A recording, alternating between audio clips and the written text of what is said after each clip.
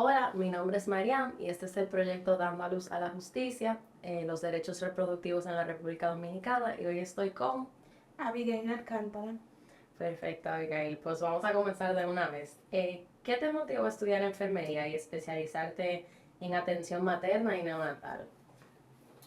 Bueno, a mí siempre desde pequeña me ha gustado mucho el área de la salud. Siempre me incliné por esa área.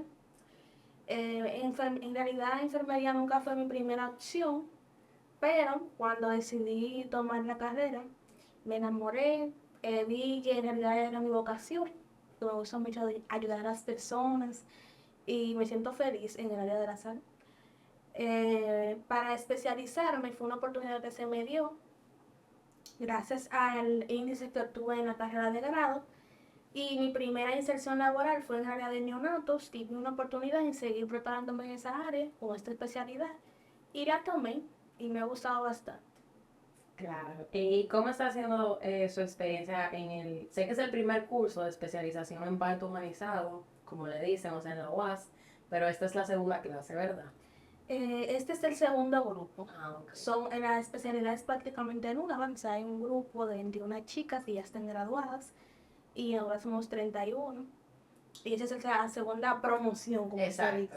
Entonces, esta es una especialidad en atención materna, neonatal, de bajo riesgo y planificación familiar. Así es el nombre, pero muchas personas la conocen como enfermera obstétrica, matrona. ¿Cómo está siendo tu experiencia en, así, cogiendo Eh, clases y toda esa formación? bueno, la experiencia ha sido maravillosa. O sea, de manera profesional, la especialidad te da un plus, te ayuda, desarrolla partes de ti, tanto profesional como personal, que tú nunca sabías que tenías. Es una especialidad que aporta mucho a tu profesión y también te ayuda a ser más empática con las pacientes que están en este proceso de parto. Muy importante. ¿Cuál es el fin de esta especialización? El fin de la especialización es capacitar personal de enfermería en el área de atención materna neonatal que tengan la capacidad de dar una atención prenatal, una consulta prenatal, una atención, una asistencia al parto y una atención inmediata al neonato de bajo riesgo, así también como en planificación familiar. Esto viene con la necesidad de saturar un poco el sistema. O sea, nosotros trabajamos con la paciente de bajo riesgo y así el especialista, en este caso los tetras, se encarga de las pacientes que tienen mayor riesgo o tienen una enfermedad base en su embarazo, que se complican más. Entonces, por eso nos capacitan a nosotras como enfermera para que nos quedemos con esa paciente que tiene un embarazo normal, un embarazo placentero, que está bien, que no tiene ningún inconveniente y posteriormente su parto que surge de manera natural y bien. Ok. ¿Y cómo está aplicando lo aprendido en tus clases mientras trabaja en la maternidad de Altagracia? Bueno, en la especialidad tiene un sistema que es por competencias, o sea, todo lo aprendido hay que aplicarlo, o sea, usted tiene que dar a ver que usted sabe para poder terminar, estar a término. Entonces, todas las clases que nos dan en atención neonatal, en consulta prenatal, tenemos que aplicarlas, todos los conocimientos. Y eso le da a las autoridades de que nosotros sabemos y que podemos hacer este trabajo ya cuando estemos graduadas. Entonces, o sea, que todos los conocimientos hay que aplicarlos. Bueno, de manera personal, me enfoco mucho en aplicar los conocimientos, también lo que es el parto humanizado, es como nuestro distintivo. Y o sea, que todos los conocimientos hay que aplicarlo y de manera que uno entienda que lo tiene que hacer bien, para que la paciente se sienta bien. Ok. Y que así hablando un poquito de parto humanizado y ese tipo de experiencia, o sea, ¿qué diferencias has notado entre el trabajo de una obstetra y el de una matrona en el contexto de atención al parto? O sea, ¿qué quizás tiene esa especialización que ustedes están haciendo que las hace diferentes en su atención y en su trato a los pacientes, a diferencia de un obstetra de lo que has observado, claro? Bueno, la diferencia está en que, bueno, tú sabes que en la Villa del Señor tenemos de todo, pero la diferencia más o menos está en que, como te dije, nosotros nos encargamos de pacientes de bajo riesgo, quizás nosotros creamos un vínculo más efectivo con la paciente, como es una paciente de bajo riesgo, nos compenetramos más. Nuestro distintivo, como te dije, siempre ha sido lo que es el parto humanizado, una atención con calidez y calidad. Y quizás eso, ellos se encargan de las pacientes más complicadas y nosotros solamente de bajo riesgo, ahí estaría la diferencia.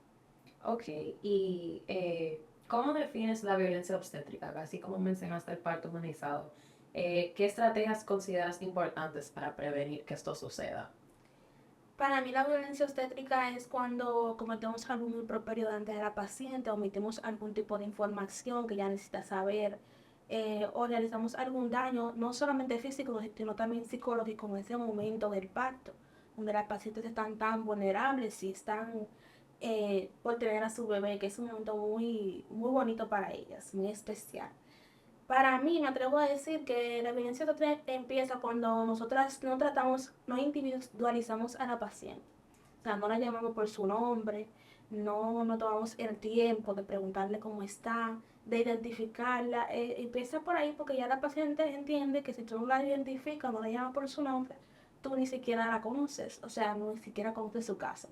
Y empieza lo que es la desconfianza. Uno de las estrategias sería exactamente eso de manera personal.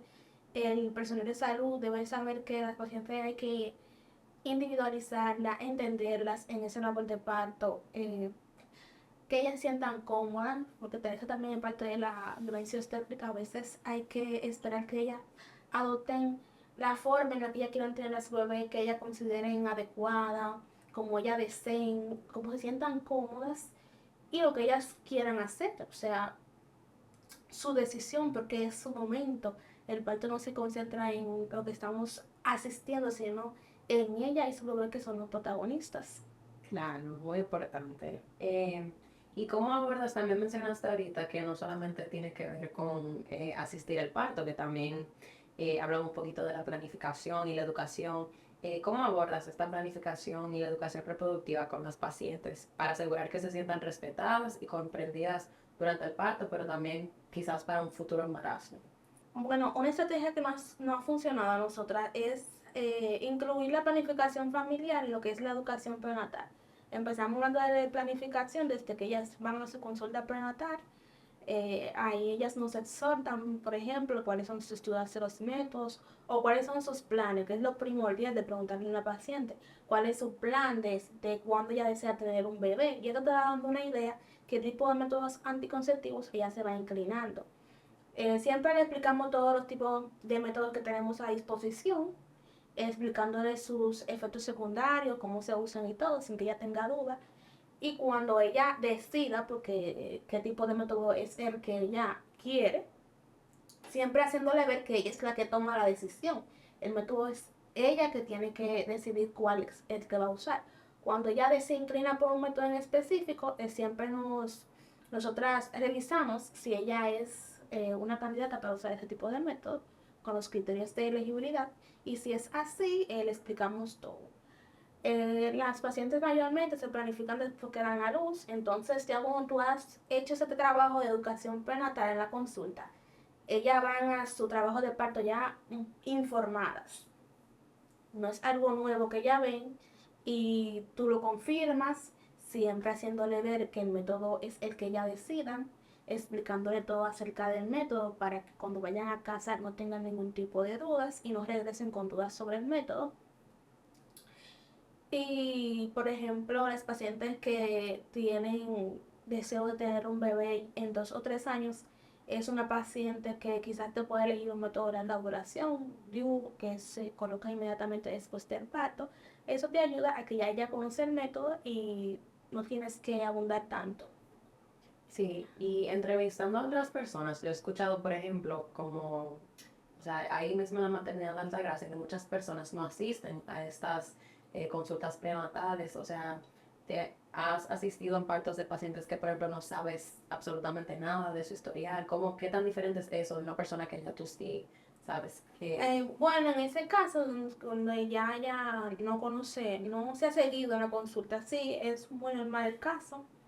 Se trata igual, o sea, igualmente uno la consejería aplica el método anticonceptivo, el método que ella desea, si es su deseo utilizar un método, le explica por el método que se está inclinando, todo acerca de ese método. Igual puede ser antes de que ella empiece su trabajo de parto o después, que se puede colocar en el postparto, inmediatamente después del parto. Se le explica todo, se le pregunta si quiere un tipo de anticonceptivo, si desea una planificación, cuáles son sus planes que ella desea, y se le hace una historia clínica para colocar el método anticonceptivo, una consejería previa que puede estar al tiempo, y a esos pacientes que llegan que no han ido a consulta, se da el tiempo para preguntarle, o sea, en todo, cuando ya llegan, inmediatamente si usted a la clínica se le puede dar la consejería acerca del método. Ok. ¿Y cómo te aseguras de que el parto fluya sin problemas y que se mantenga la dignidad y los derechos de la paciente durante el proceso? Bueno, nosotros tenemos el beneficio que ya hay privacidad en los hospitales. Eso es algo muy importante porque hay pacientes que no les gustan que todo el mundo las vea en ese momento.